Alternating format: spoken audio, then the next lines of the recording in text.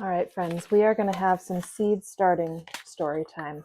If you've followed me on Instagram for a while, you know that I don't really like starting seeds, but I love when I have plants, so it's worth doing. But I have been learning about something that I think we should chat about while we do seeds, and maybe you can plant seeds along with me. Uh, I've been reading a lot about Vincent Van Gogh, or Van Gogh, depending on where you come from. Whichever way I say it, it's going to make somebody mad. Although I've noticed that British people are far more prone to come out of the woodwork and correct my pronunciation on things than Americans. So maybe I should say Van Gogh. And the fact that we only know really who he is because of his sister-in-law, Joanna. So Van Gogh was born in the 1850s in the Netherlands, and he tried out a few careers before he decided that he was going to become a painter. And they didn't go very well because, by many accounts, he was not a really pleasant or charismatic person. And the careers that he started in initially were ones where you kind of had to have that as a personality trait. So he was tried to be a preacher. His dad was a minister, and didn't go great. Then he tried to be a school teacher. Again, public speaking role with like a pretty tough audience. Uh, so he only really started painting when he was in his 30s, like really in earnest. Um, and it's a myth that Van Gogh wasn't known in the art world at all during his lifetime. He was not well known, he wasn't famous, but people in the art community knew who he was. In fact, he lived with Gauguin for a while, who is now a very famous painter. That's the period where he ended up cutting off his ear, is when he lived with Gauguin. But Vincent had a younger brother named Theo, or Theo, depending on which art historian you ask. Again, somebody's going to get mad about whichever way I choose. Uh, but we'll say Theo. And he really loved his older brother, Vincent, and he supported him in his art career. He really believed in his ability to become famous. And so he supported him financially. He was staying with them for a while in Paris, his little brother and sister-in-law. But sister-in-law Joanna was married to Theo after uh, a courtship of 1 to 2 years. So Theo had a kind of love at first sight situation, and very quickly after meeting Joanna was like, I think this is it. We should get married. And she was like, I don't know. Seems like I just met you and you're a little bit crazy. So she insisted that they have a courtship of a year or two before they got married. So they did. And she had probably only met Vincent a couple times, but knew that Theo was really dedicated to her brother's success.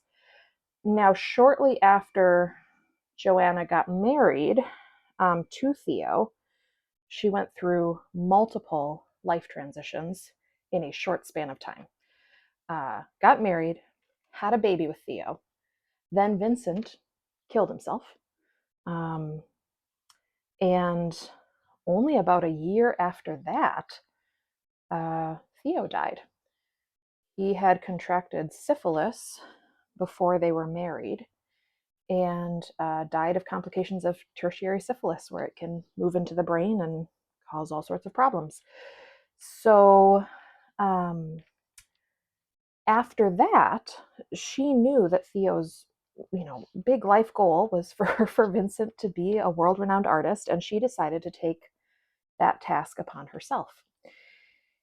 And she was bequeathed the entire estate of paintings of Vincent. So she owned, hundreds of paintings, and decided to move back to the Netherlands from Paris, which a lot of people at the time thought was a mistake because she, again, had all these connections, and it was Paris, which is kind of the center of everything for the art world. But she was like, nope, I'm going back to the Netherlands. We're going to figure this out. So she and her baby, who was named Vincent after his uncle, moved to the Netherlands, and she just started wheeling and dealing. and got connected with all sorts of people in the art world in the Netherlands, started selling some of Vincent's paintings, um, started to put on art shows at galleries with his work. Joanna eventually got remarried, um, but she did it with a prenup so that she would continue to own all of Vincent's paintings and be able to continue her work in that field.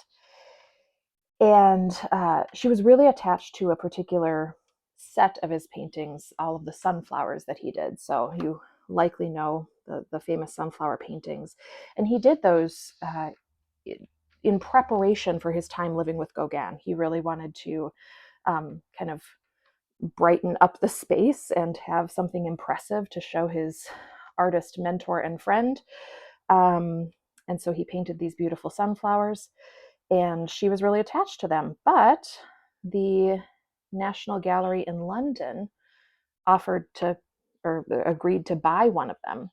And so even though she really didn't want to give them up, she was like, this is a pretty big opportunity, really, really well-known museum, obviously.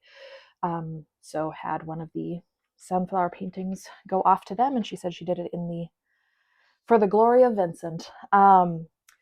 So by the time she passed away, Vincent had started to be a pretty well-known painter.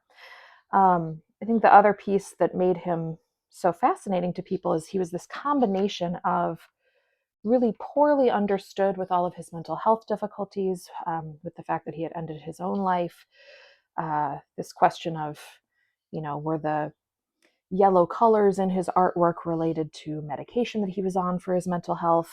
But that was in combination with the fact that we actually had a lot of glimpses into his personal life because he had written hundreds of letters back and forth with his brother Theo over his lifetime. So both intimate glances into his day-to-day and a lot of mystery surrounding kind of what was going on underneath all that. His nephew, Vincent, ended up opening the Vincent Van Gogh Museum in the Netherlands. And so really, despite Vincent, I'm sure, feeling very alone during his lifetime and his ultimate death, had a really loving, caring family who wanted the best for him and supported him endlessly, even after he was no longer with us. So that's that. And that's zinnias. So you have a great day.